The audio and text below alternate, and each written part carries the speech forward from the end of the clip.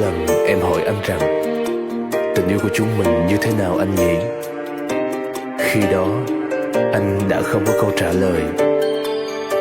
Và bây giờ khi không còn em bên cạnh nữa, bất chợt anh nhận ra rằng tình yêu của chúng mình như một đường chân trời, luôn gần ngay trước mắt, nhưng anh không thể nào với tới.